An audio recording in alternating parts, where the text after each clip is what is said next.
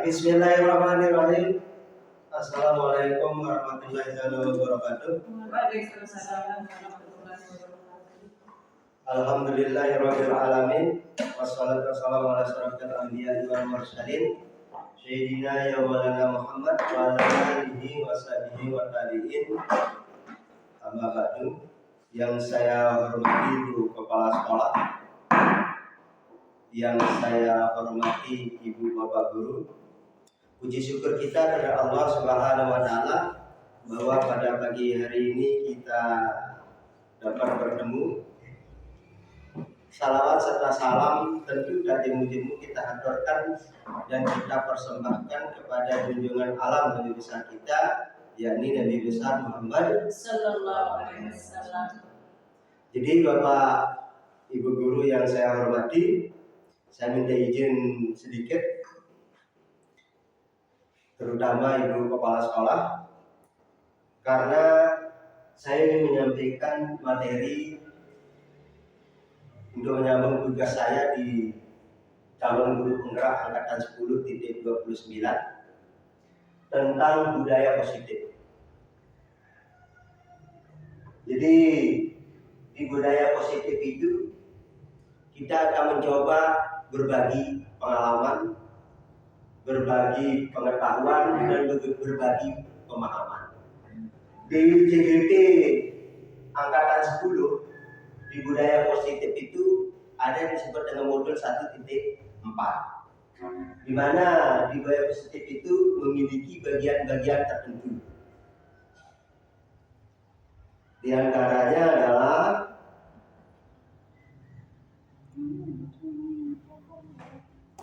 ini materi kita. Ya, ini materi kita tentang budaya positif, yaitu disiplin positif dan nilai-nilai kebajikan universal, kemudian motivasi, hukuman dan restitusi. Kemudian di situ ada yang disebut dengan keyakinan kelas, ada yang disebut juga dengan kebutuhan dasar manusia, ada juga yang disebut dengan restitusi 5 posisi kontrol, dan juga ada yang disebut dengan restitusi segitiga restitusi. Nah, kita akan bahas mulai dari yang pertama, yaitu tentang disiplin positif dan nilai-nilai kebajikan universal. Ya, di mana di situ adalah disiplin positif. Tentu sering kita dengar yang namanya disiplin. Nah, menurut ibu-ibu sekarang atau bapak guru ibu semuanya, apa itu disiplin? Nanti kita lihat positifnya. Nah, karena kita melihat begini, kalau kita lihat daripada kata disiplin, itu boleh dikatakan suatu keharusan, boleh dikatakan suatu kewajiban di situ. Tetapi makna yang sejatinya yang disebut dengan kata disiplin adalah patuh. Ya, patuh terhadap siapa di situ? Patuh terhadap diri sendiri. Jadi disiplin di sini adalah mulai dari diri sendiri itu. Salah satu contoh, ya, kita akan mendisiplinkan suatu aturan di sekolah. Kalau kita tidak disiplin, mulai dari kita tidak disiplin, bagaimana dengan orang lain? Ya, tetapi disiplin di sini adalah bukan suatu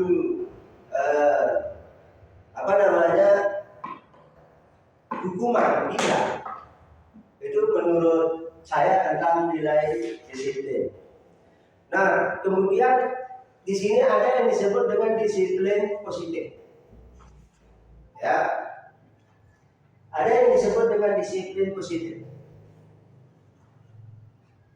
Kalau pemikiran kita berbicara tentang disiplin positif, tentu hal-hal yang baik. Tentu hal-hal yang masuk di dalam ranah etika di sini. Ya, itu tentang disiplin positif. Ya, menurut Ki Hajar Dewantara, ya, disiplin itu, menurut kata disiplin, pertanggungjawaban atau tanggung. Dan itu adalah selalu menjadi sisihan hak atau kewajiban dari seorang yang pegang kekuasaan atau pimpinan dalam umumnya. Nah, kebanyakan di sini disiplin positif itu suatu tekanan. Salah satu contoh, misalnya kita di situ adalah ke sekolah, itu karena aturan. Nah, menurut ibu bapak guru semuanya, apakah itu disiplin? Tentu ya, dalam kategori secara umum. Tetapi yang disebut dengan disiplin di sini adalah disiplin yang dari diri sendiri, kesadaran diri sendiri, pembiasaan diri sendiri. Itu menurut kata disiplin positif. Kemudian ada disebut di situ adalah disiplin positif di sini masuk ke ranah yang disebut dengan nilai-nilai kebajikan universal. Selanjutnya adalah motivasi perilaku manusia. Apa itu motivasi perilaku manusia? Dorongan dari dirinya. Untuk apa itu? Yang pertama adalah untuk menghindari ketidaknyamanan dan hukuman. Ya, ini adalah tingkat rendah dari motivasi perilaku manusia. Artinya masih ngambang di situ manusia. Biasanya orang yang memotivasi perilaku untuk menghindari hukuman atau ketidaknyamanan di sini, ya, akan bertanya, apa yang akan terjadi apabila saya tidak melakukannya? Sebenarnya mereka sedang menghindari permasalahan. Ya. Kalau kita bertanya, apa yang terjadi apabila kita tidak melakukan itu? Sesungguhnya itu adalah suatu penghindaran permasalahan yang mungkin muncul dan berpengaruh pada mereka secara fisik, psikologis, maupun tidak terpenuhinya kebutuhan mereka. Bila mereka tidak melakukan tindakan tersebut, motivasi ini bersifat eksternal dari luar. Itu yang mempengaruhi daripada perilaku manusia. Kemudian yang kedua adalah untuk mendapatkan imbalan atau penghargaan dari orang lain. Nah, kalau kita melihat dari kata ini, ya, dari kata apa yang ada di paparan materi ini, apa yang kita lakukan biasanya ingin mendapatkan suatu imbalan atau penghargaan di sini. Ya, penghargaan satu tingkat di motivasi pertama. Berarti ini levelnya lebih tinggi.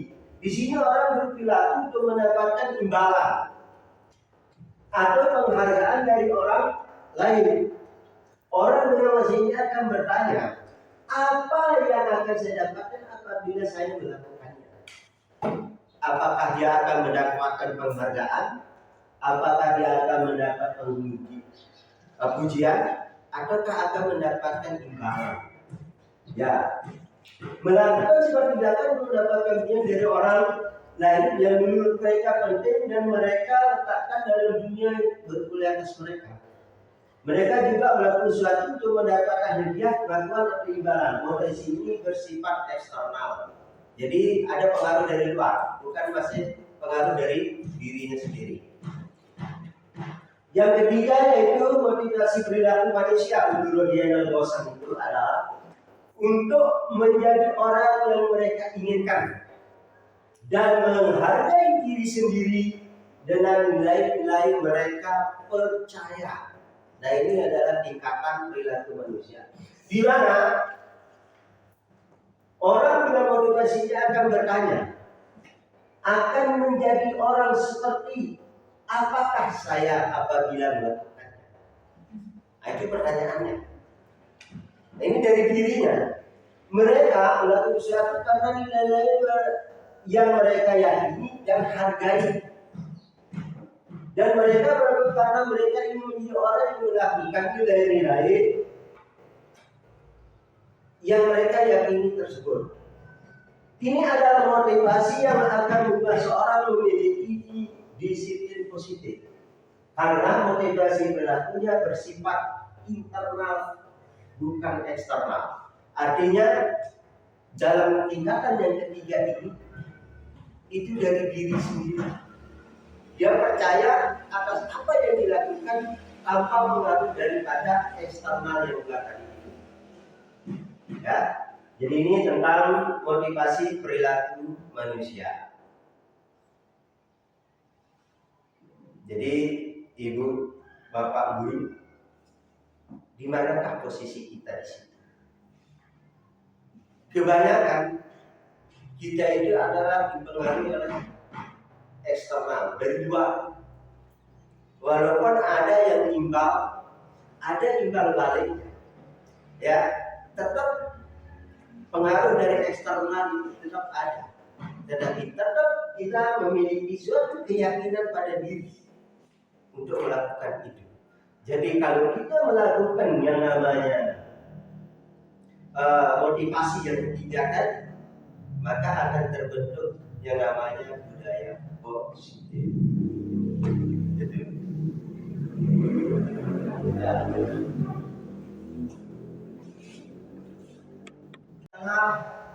Hukuman dan penghargaan. Kita lihat di sini, hukuman bersifat tidak terencana atau tiba-tiba.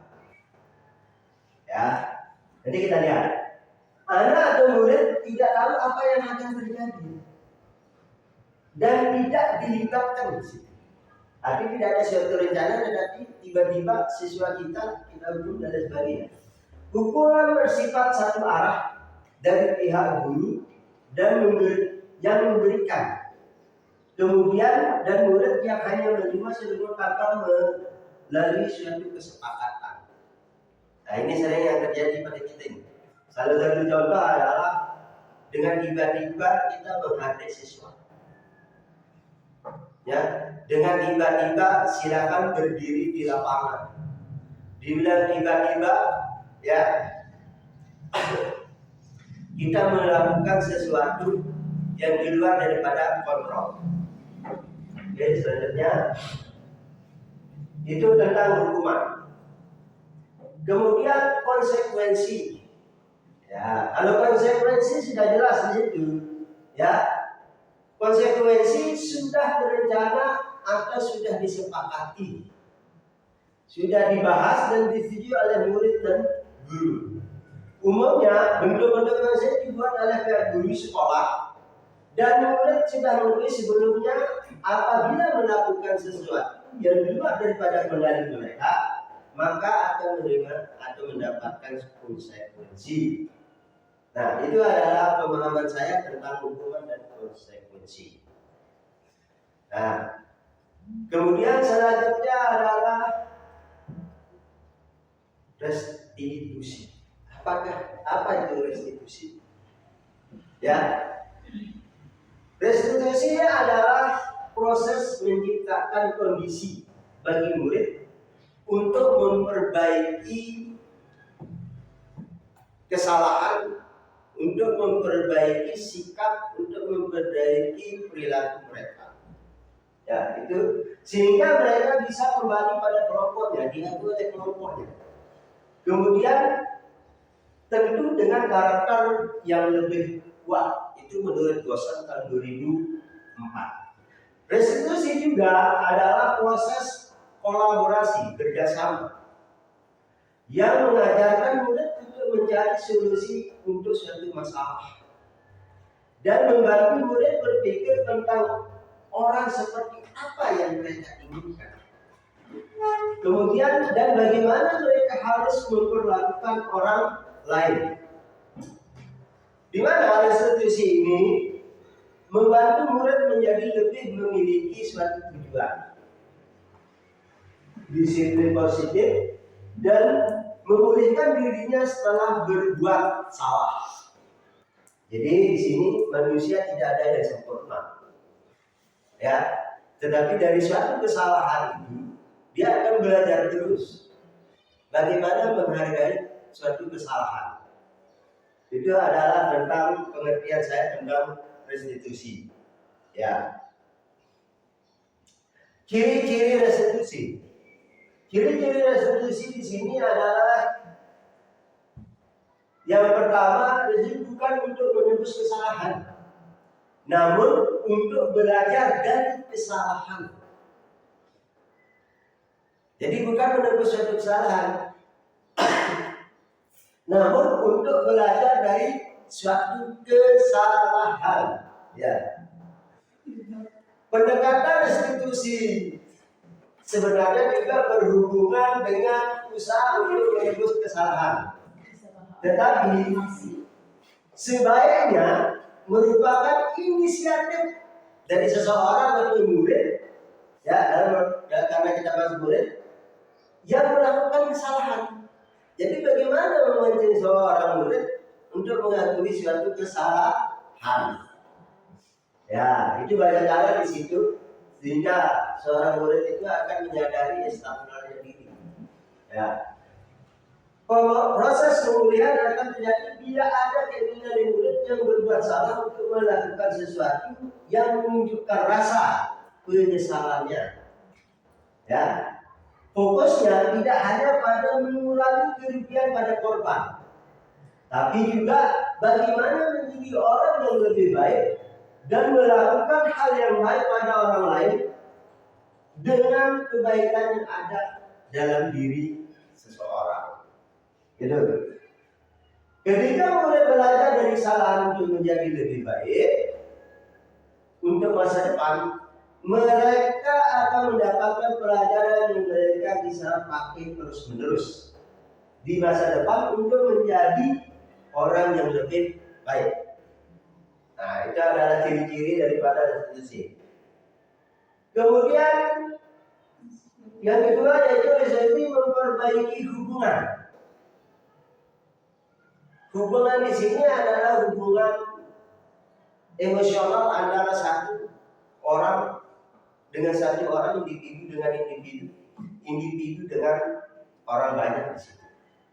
Ibu bapak guru, restitusi adalah tentang memperbaiki hubungan dan memperkuatnya. Ya, restitusi juga membantu murid-murid dalam hal yang mereka inginkan menjadi orang seperti apa dan bagaimana mereka ingin diperlakukan. Restitusi adalah proses refleksi dan pemulihan. Jadi itu sudah ada refleksi dan pemulihan di situ. Proses ini menciptakan kondisi yang aman. Ya. Proses ini menciptakan kondisi yang aman bagi murid untuk menjadi jujur pada diri mereka sendiri dan mengevaluasi dampak akibat, ya, dari. Oke, selanjutnya adalah materi tentang keyakinan kelas. Ya. Kalau kita berbicara tentang suatu keyakinan kelas, mari kita lihat di sini. Keyakinan kelas itu bertujuan untuk menumbuhkan nilai-nilai keselamatan atau kesehatan, ya, atau kesejahteraan yang ada di suatu kelompok kelas. Ya, itu adalah keyakinan kelas. Jadi suatu keyakinan yang akan dibuat oleh seorang guru di kelasnya, di mana keyakinan kelas ini adalah suatu perencanaan atau kesepakatan bersama antara siswa atau murid dengan gurunya. Itu adalah suatu keyakinan, pemahaman saya tentang keyakinan. Sehingga nanti di suatu keyakinan ini, ya, sehingga nanti di suatu keyakinan kelas ini akan kita harapkan muncul yang namanya disiplin positif dan nilai-nilai kebajikan universal. Jadi yang kita harapkan.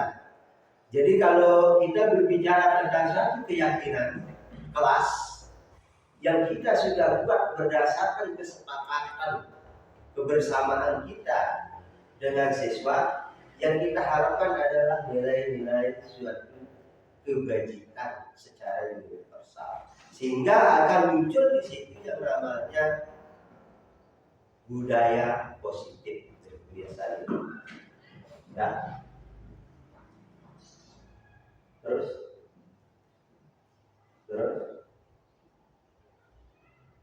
ya, itu prosedur dasar lanjut. Ya, ini adalah contoh suatu keyakinan kelas. Misalnya di kelas 1,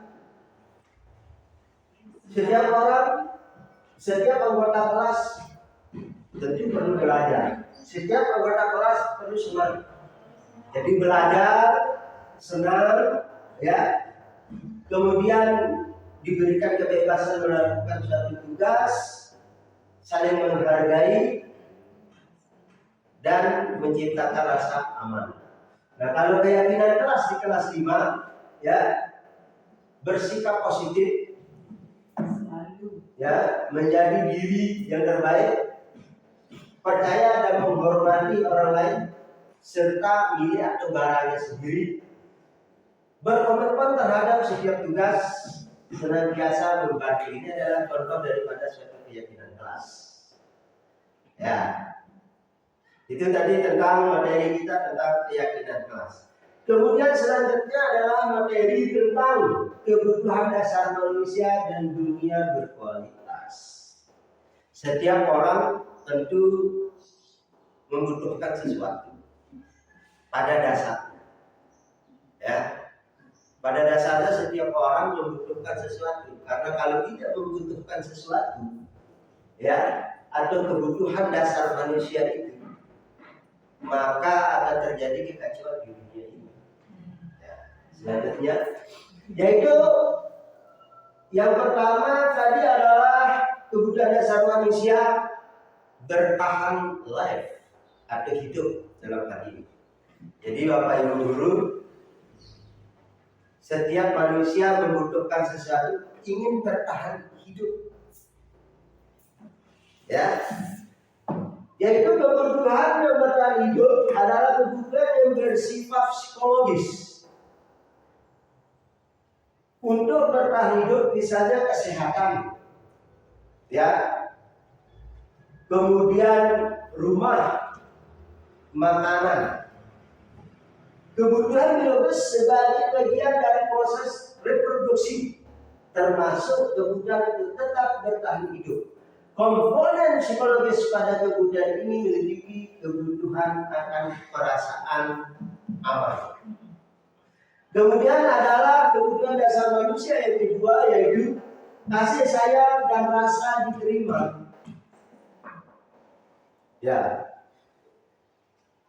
kebutuhan ini dan juga kebutuhan berikutnya adalah kebutuhan psikologis juga.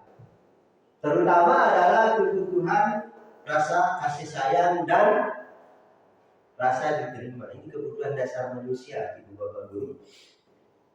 Kemudian adalah yang ketiga, penguasaan atau kebutuhan pengakuan atau kemampuan.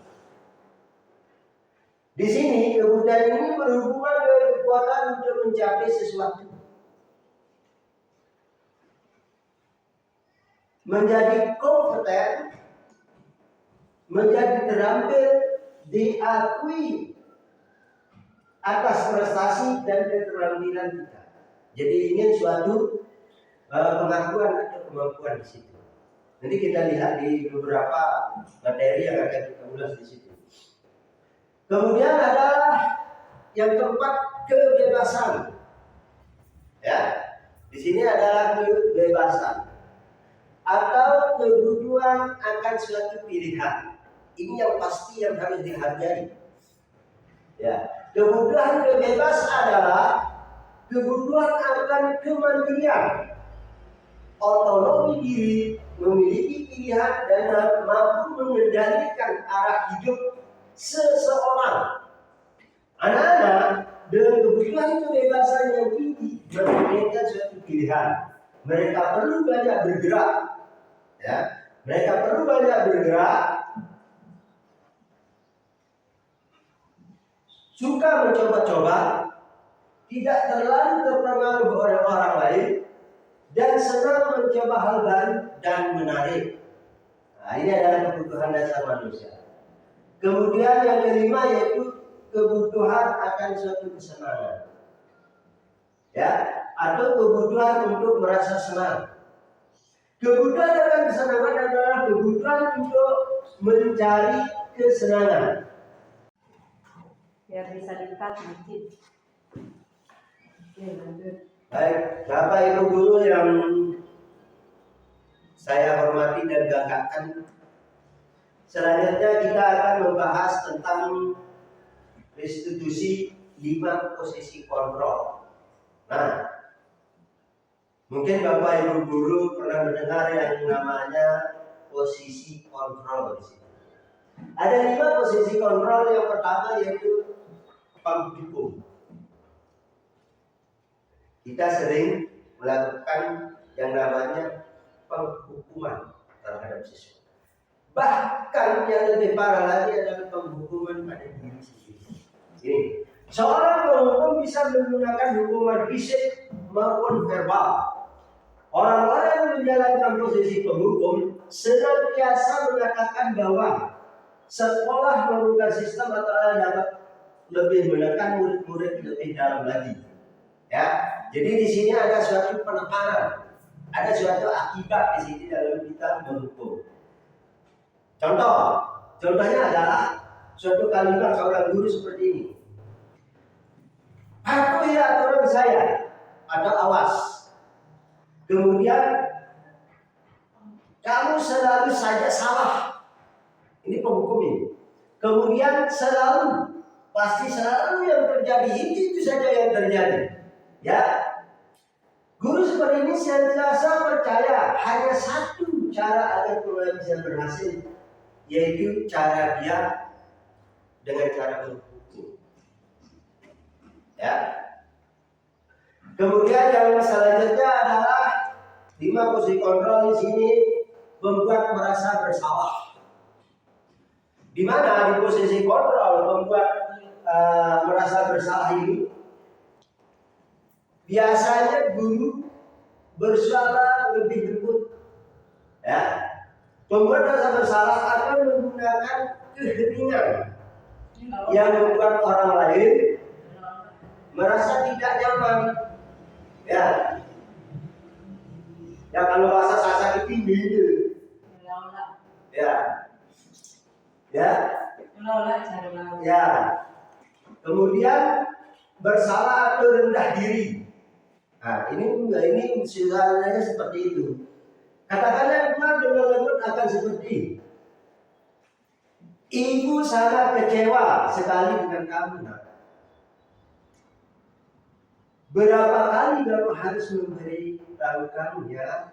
Ya itu kan lembut. Gimana coba? Kalau orang tua kamu tahu kamu berbuat begini, jadi ada suatu penekanan di situ. Dari posisi ini murid akan memiliki penilaian diri yang buruk tentang diri mereka. Murid merasa tidak berharga dan telah mengecewakan orang-orang yang disayangi. Kemudian posisi kontrol yang kelima yaitu teman. Ya, teman, rekan, ya. Guru pada posisi ini tidak akan menyakiti murid, namun akan tetap berupaya mengontrol murid melalui persuasi. Posisi teman pada guru bisa negatif atau bisa positif. Positif di sini berupaya hubungan yang terjalin antara guru, ya, dan murid. Guru di posisi teman menggunakan hubungan baik dan humor untuk mempengaruhi seseorang. Mereka akan berkata, ayo bantulah demi Bapak ya. Ayo ingat, tidak bantuan Bapak selamat ini. Kemudian, ya sudah, hari ini tidak apa-apa. Nanti Ibu bantu selesaikan atau bereskan. Ini adalah kalimat yang digunakan di teman. Hal negatif dari posisi teman adalah bila suatu saat guru tersebut tidak membantu, maka murid akan kecewa. Artinya suatu ketergantungan di situ, bukan suatu kemandirian. Selanjutnya adalah 5 posisi kontrol, yaitu pemantau. Memantau berarti mengawasi. Ya, memantau berarti di sini adalah mengawasi. Pada saat kita mengawasi, kita bertanggung jawab atas perilaku orang-orang yang kita awasi. Posisi pemantau berdasarkan pada peraturan-peraturan dan konsekuensi. Nah, ini pemantau.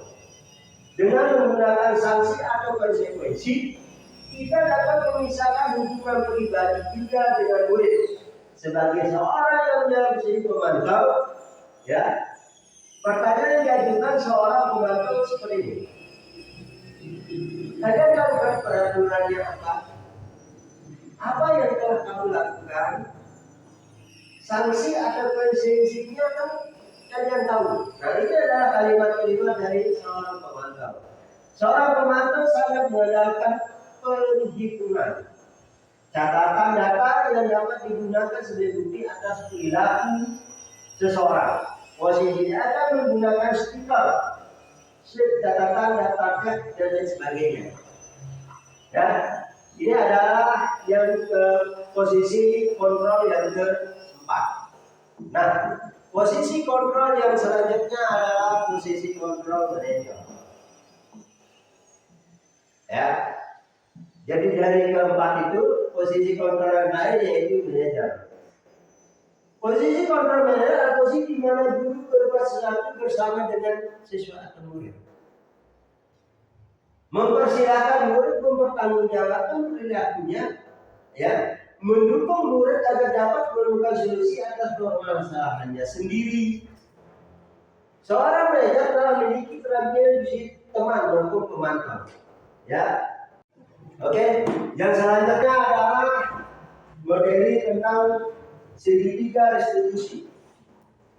Yang pertama, dalam segitiga restitusi ada menyelesaikan suatu permasalahan, yaitu menstabilkan identitas. Kemudian yang kedua yaitu validasi tindakan yang salah. Kemudian yang ketiga menanyakan suatu keyakinan. Jadi Bapak Ibu guru semuanya, dalam hal ini dimisalkan siswa mengalami suatu permasalahan, sedikit tidak posisi kita ada di posisi teman, pemantau, atau manajer. Kemudian menurut Daniel Bosan, segitiga restitusi yang pertama adalah menstabilkan identitas. Bagian dasar dari segitiga bertujuan untuk mengubah identitas anak dari orang yang gagal karena melakukan kesalahan menjadi orang yang sukses. Anak yang melanggar peraturan karena sedang mencari perhatian adalah anak yang sedang mengalami suatu kegagalan. Dia mencoba untuk memenuhi kebutuhan dasarnya, namun ada benturan. Kalau kita mengkritik dia, maka kita akan tetap membuatnya dalam posisi gagal. Kalau kita ingin dia menjadi relatif, maka kita harus meyakinkan si anak. Nah, ini adalah menstabilkan identitas. Di menstabilkan identitas ada beberapa kalimat yang harus digunakan. Yang pertama, berbuat salah itu tidak apa-apa. Ya, tidak ada manusia yang sempurna. Itu dalam menstabilkan identitas, artinya mengontrol kemampuan siswa. Saya juga pernah melakukan kesalahan seperti itu. Kita bisa menyelesaikan ini. Kemudian Bapak Ibu tidak tertarik mencari siapa yang salah atau siapa yang benar, tetapi Bapak Ibu mencari solusi dari permasalahan ini. Kemudian kamu berhak merasa begitu. Ada kewajiban. Apakah kamu sudah menjadi teman yang baik buat dirimu sendiri? Nah, ini adalah kata-kata yang digunakan di menstabilkan identitas. Kemudian menstabilkan identitas yang kedua adalah validasi tindakan yang salah.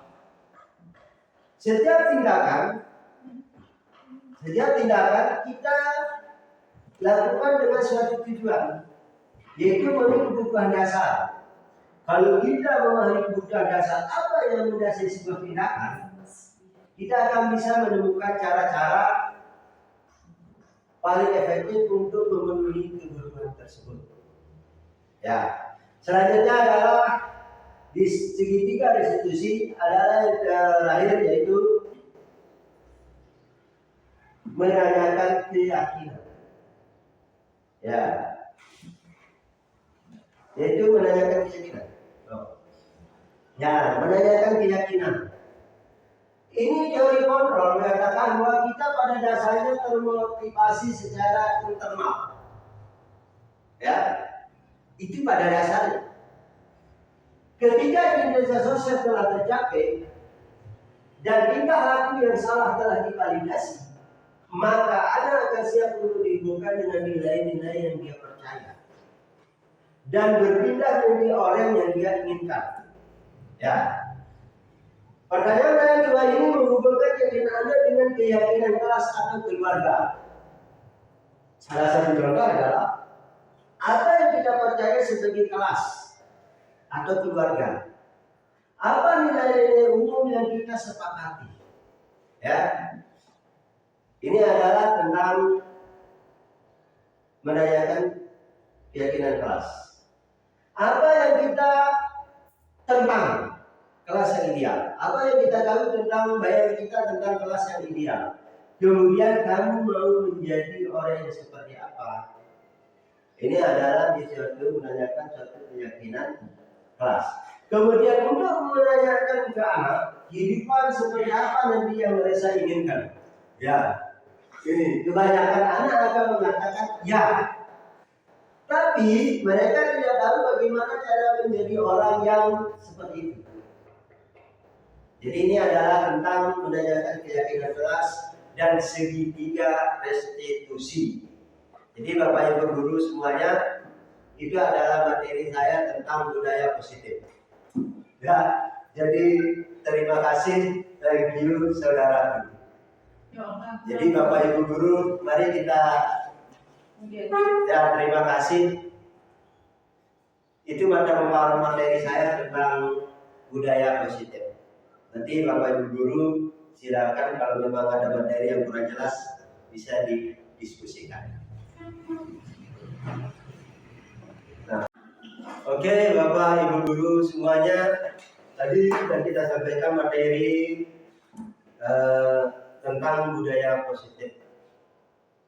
Jadi agar lebih menguatkan apa yang saya dapatkan, pemahaman saya tentang budaya positif tadi itu, saya ingin memberikan beberapa satu kesempatan kepada Bapak Ibu guru untuk menggali materi tersebut.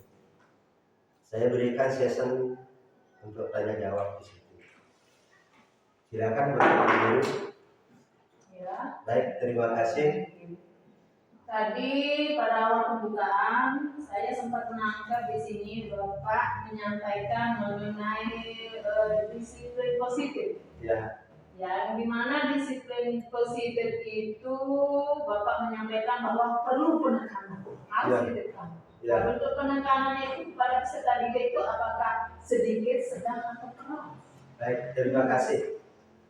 Selanjutnya apakah saya akan menjawab atau tidak pertanyaan selanjutnya? Nah, baik, terima kasih terhadap Ibu Rohini. Tadi pertanyaannya sungguh luar biasa. Apakah disiplin positif itu ada suatu penekanan? Ya, apakah sedang, keras atau bagaimana? Ya, yang namanya disiplin positif itu tidak ada suatu penekanan. Tetapi penekanan yang dilakukan di situ adalah penekanan terhadap diri sendiri. Itu adalah menurut pemahaman saya tentang penekanan terhadap disiplin positif, yaitu penekanan terhadap diri. Kita ini sudah enggak disiplinnya di sini? kita sudah tidak berbuat seperti itu. Jadi ada satu penekanan pada diri. Kita akan mendisiplinkan orang lain. Bagaimana kita akan mendisiplinkan orang lain kalau kita sendiri ya masih timbul tenggelam dalam suatu disiplin. Jadi penekanan di sini adalah penekanan disiplin terhadap diri sendiri. Itu Ibu Rohini yang saya hormati tentang pertanyaannya tadi. Ya, itu pemahaman saya. Oke, selanjutnya bagaimana Ibu Rohini? Apakah bisa kita terima? Artinya begini, ini bukan permasalahan yang sepele, tetapi permasalahan yang luar biasa menurut saya. Karena kenapa? Ini terjadi pada diri kita. Kita harus tekan diri kita, itu maksudnya. Untuk disiplin. Kalau tidak menekan disiplin pada diri, maka pihak eksternal atau orang lain akan menekan kita dengan suatu aturan. Itu maksud saya penekanannya. Terima kasih atas pertanyaannya Bu Rohini. Ya. Selanjutnya adalah pertanyaan selanjutnya, silakan Bapak Ibu Guru, Ibu Kepala Sekolah. Baik, terima kasih. Terima kasih atas kesempatan yang diberikan. Assalamualaikum warahmatullahi wabarakatuh. Waalaikumsalam warahmatullahi wabarakatuh. Dari paparan materi yang Bapak Eka tadi sampaikan, ada beberapa hal yang saya tangkap. Yang pertama itu terkait dengan keyakinan. Ya. Keyakinan tadi sempat disampaikan akan menghasilkan kebajikan. Ya. Akan menghasilkan kebajikan. Kemudian akan berpengaruh juga artinya ke lingkungan. Akan terciptalah budaya positif. Ya. Nah, itu kan setiap orang membutuhkan hal keyakinan itu kan. Ya. Nah, sekarang bagaimana langkah Bapak ketika kita di lingkungan sekolah untuk membudayakan budaya positif tersebut? Karena mengingat bahwa karakter atau setiap orang, sifat atau karakter lah itu namanya, itu kan berbeda-beda. Ya. Bagaimana langkah Bapak untuk meyakinkan bahwa menanamkan keyakinan bahwa ada nilai kebajikan atau nilai salah satunya disiplin tersebut untuk supaya tercipta budaya positif itu di lingkungan sekolah. Itu yang pertama, langkah jadinya ya. Ya. Kemudian yang kedua, tadi disampaikan kalau tidak salah tentang kebebasan, ya. Tentang kebebasan harus dihargai. Ya. Nah, kebebasan harus dihargai. Pastinya ada batasan dalam kebebasan. Nah, kebebasan dalam bentuk apa menurut Bapak yang dalam lingkungan sekolah tersebut yang bisa membuat orang menghargai kita? Itu yang kedua. Ada 3. Yang selanjutnya terkait dengan 5 posisi kontrol tadi. Ya. Jika dikaitkan dengan kembali ke karakter guru atau warga sekolah, itu kan berbeda-beda. Balik lagi seperti yang tadi. Posisi kontrol yang akan diambil disampaikan tadi yang manajer. Sedangkan karakter setiap guru, baik kepala sekolah maupun warga sekolah yang ada di sana kan, terutama yang akan melakukan hal itu kan gurunya. Nah, bagaimana menurut Bapak kaitannya dengan hal tersebut? Itu saja untuk sementara. Sekian, terima kasih. Assalamualaikum warahmatullahi wabarakatuh. Waalaikumsalam warahmatullahi wabarakatuh. Terima kasih kepada Ibu Kepala Sekolah, Ibu Faizah Habibatul Husna. Ada 3 poin pertanyaan dari Ibu yang luar biasa. Ya. Yang pertama, langkah-langkah tentang budaya positif. Ya, mengaitkan budaya positif di situ. Yang pertama, kalau menurut pandangan saya atau menurut keyakinan saya, yang dilakukan di situ adalah melakukan observasi, melakukan kerjasama atau kolaborasi dengan warga sekolah. Ini menurut saya, ya. Karena kenapa? Bagaimana kita akan menciptakan suatu budaya positif kalau silakan Ibu, ya. Assalamualaikum warahmatullahi wabarakatuh. Waalaikumsalam warahmatullahi wabarakatuh. Terima kasih atas kesempatan yang diberikan sama Bapak Guru. Ini yang mau saya tanyakan yang pertama tentang yang saya tangkap tadi ya, tentang dudukan eksternal. Ya, sedangkan yang kita ketahui di lapangan ini Pak ya, sampai saat ini dudukan eksternal seperti pemberian hadiah dan lain sebagainya itu sifatnya kan di sini dan di materi Bapak sifatnya sementara ya. Jadi bagaimana ini pertanyaan saya pertama, bagaimana kita bisa menghilangkan budaya yang menyangkut budaya positif? Bagaimana kita bisa menghilangkan budaya bujukan eksternal ini, sedangkan ini sudah melekat di lapangan yang kita jumpai Di sekolah. ya, di sekolah. Itu yang pertama. Yang kedua tentang hukuman, sama seperti tadi. Mungkin Bapak punya solusi ya tentang hukuman ini. Di mana-mana sampai saat ini sudah melekat betul di anak terutama tentang hukuman. Walaupun kita tidak bisa menggantikan dengan kata konsekuensi, walaupun kita jelaskan ini bukan hukuman, tapi konsekuensi dari apa yang sudah kalian sepakati. Nah, tapi di anak itu sudah melekat tetap hukuman itu. Di lapangan kita jumpa ya. Bagaimana? Mungkin ada solusinya Bapak untuk menghilangkan kata hukuman pada anak yang sampai saat ini sudah melekat. Itu yang kedua. Yang ketiga di sini tentang kebutuhan dasar manusia ya, tadi ada 5 kebutuhan dasar manusia. Nah, ini yang realnya saja yang saya mau pertanyakan Pak. Yang kita hadapi di sekolah atau di lapangan tentang kebutuhan dasar manusia ini, jika anak itu tidak dipenuhi kebutuhannya seperti yang Bapak sampaikan, maka anak itu yang sering berbuat kasus kan, seperti tadi berkelahi, angkat leher baju temannya, itu berarti tidak dipenuhi kebutuhannya. Sementara kita di sini sudah berusaha kan sebagai guru memenuhi kebutuhan yang 5, misalnya terutama yang kasih sayang ya, tadi ini kebutuhan yang kedua dari kebutuhan dasar manusia, kita memberikan kasih sayang kepada anak-anak kita di sini. Sedangkan di lingkungannya, di lingkungan terutama di lingkungan rumahnya, mereka tidak mendapatkan itu. Nah, mungkin itu salah satu penyebab karena tidak terpenuhinya kebutuhan dasar mereka, entah itu di sekolah maupun di lingkungannya.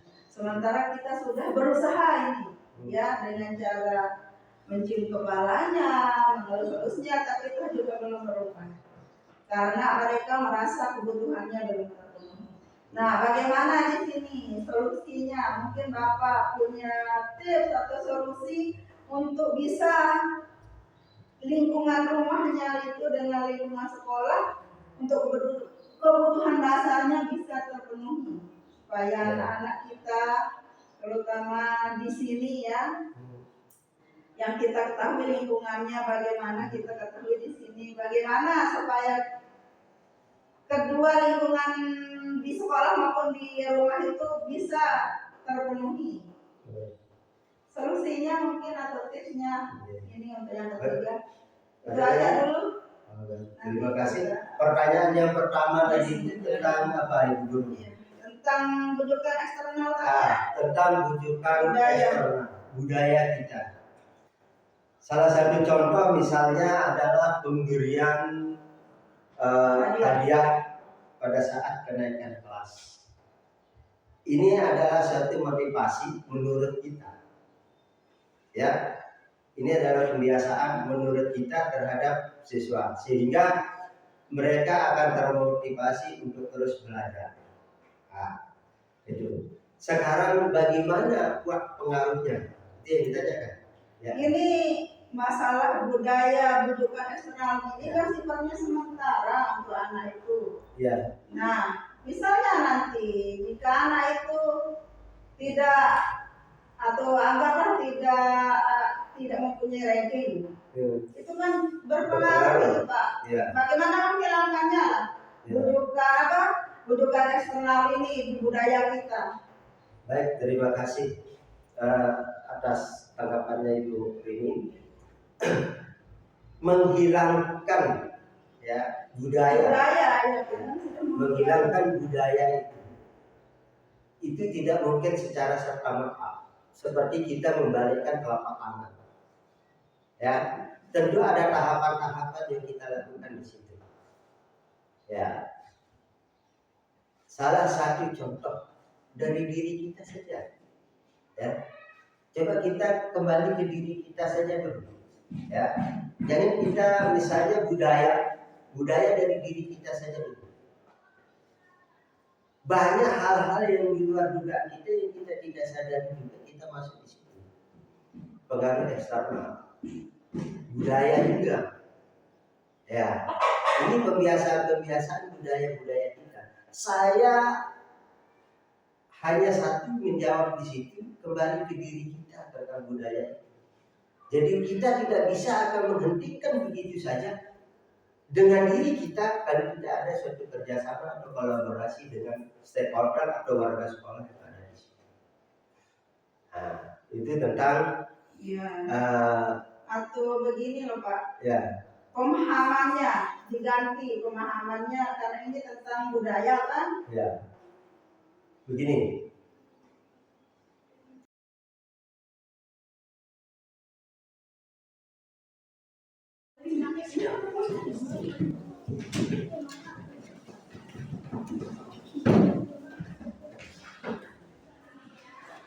Baik, assalamualaikum warahmatullahi wabarakatuh. Waalaikumsalam warahmatullahi wabarakatuh. Bagaimana kabarnya semua kalian sekarang? Baik. Baik. Ada yang belum mandi tidak tadi pagi? Sudah. Baik. Hari ini Pak Guru akan membuat suatu keyakinan kelas. Kita akan sama-sama membuat suatu keyakinan kelas.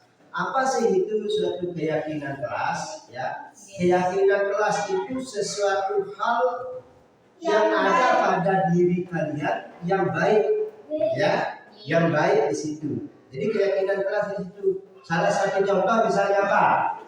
Ayo. Jaga kebersihan. Jaga kebersihan. Apa Buang lagi? sampah banyak. Buang sampah ada tempatnya. Kemudian apa lagi? Jaga kebersihan. Jaga kebersihan. Nah, hal-hal seperti itulah yang akan kita buat dengan keyakinan itu. Kemudian kita akan jaga dan mempertahankan keyakinan itu. Ya, banyak hal keyakinan yang akan kalian lakukan. Nah, paham ya? Nah, bisa kita mulai membuat satu keyakinan? Bisa. Oke, berdiri dulu ayo. Berdiri dulu. Tepuk sekali. Tepuk 2 kali.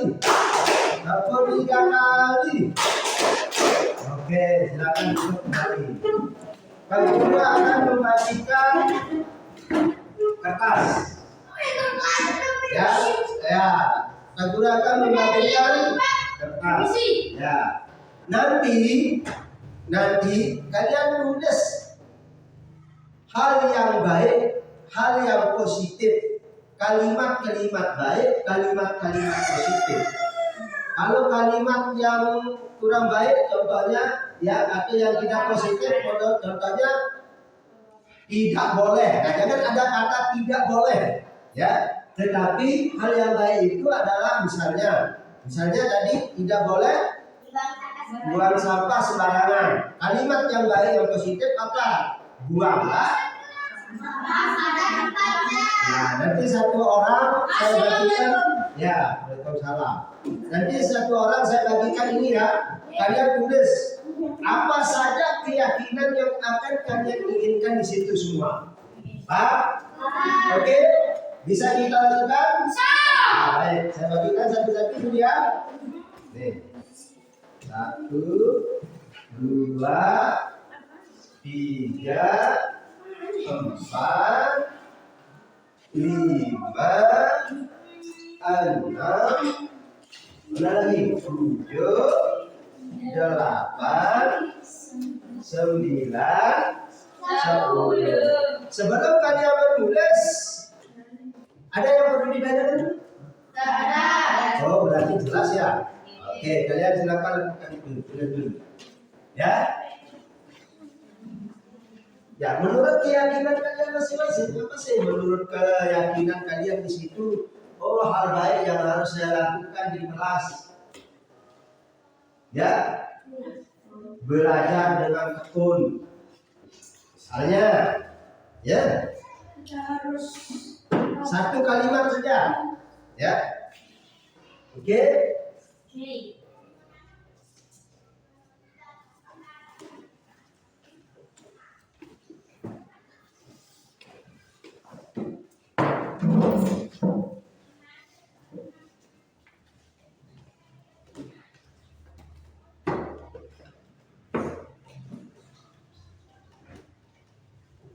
Sudah Pak? Ya, taruh dulu.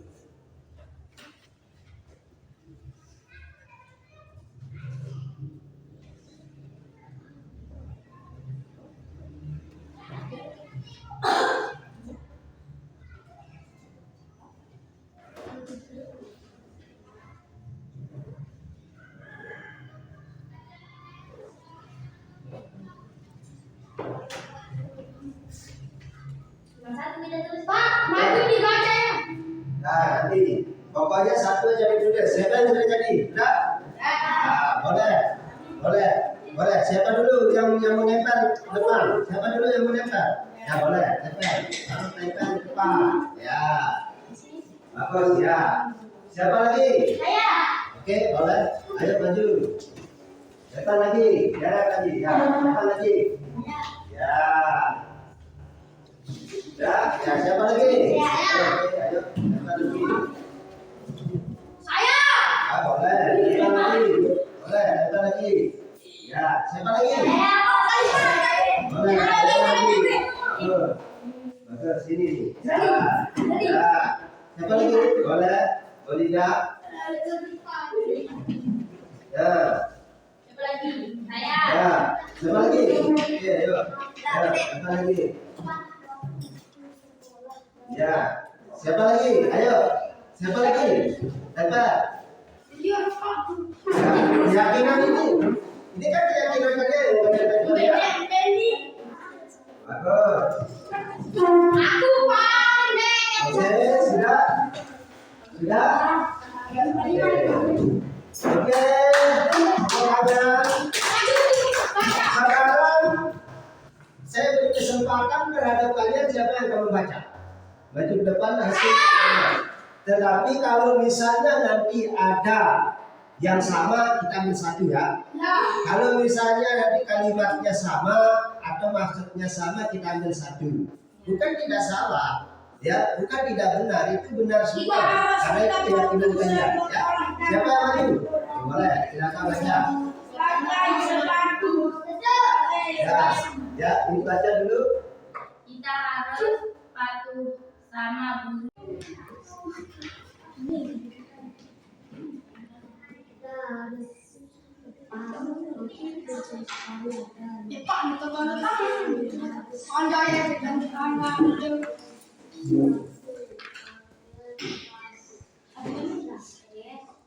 Aku baik.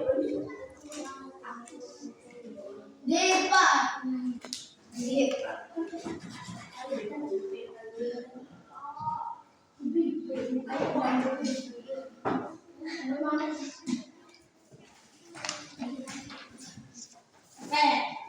Silakan.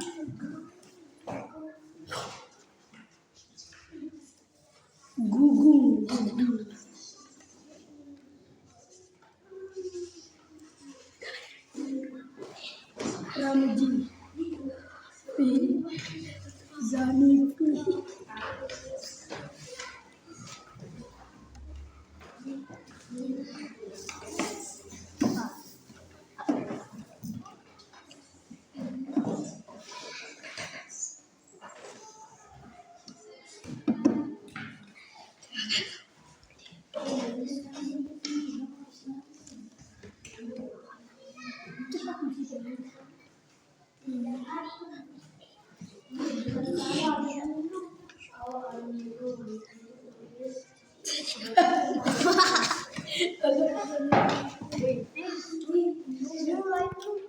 No.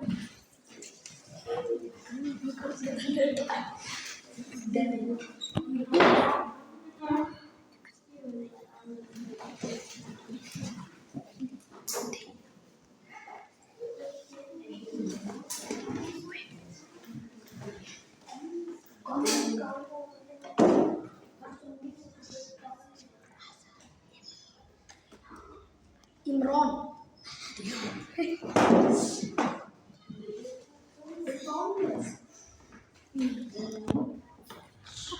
No, lain no.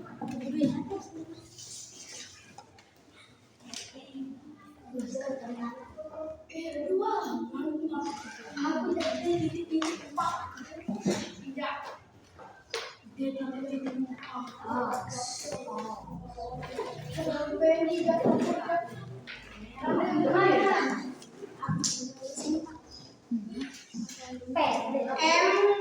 Dafa Khairul Siddiq Fahmi. Kita kelas apa kuis?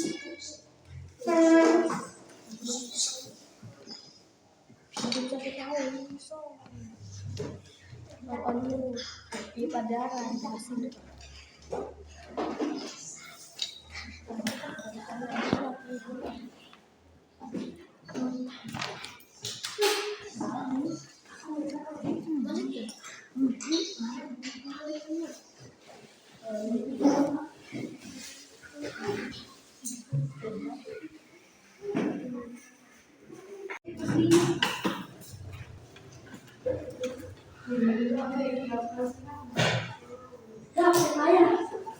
Baik, anak-anakku semuanya, tadi telah kita buat suatu kesepakatan kelas, keyakinan kelas, ya, dan kalian menandatangani pernyataannya yang ini, menandatangani di sini bahwa kalian sepakat tentang keyakinan kalian masing-masing tentang yang ada di kelas, ya.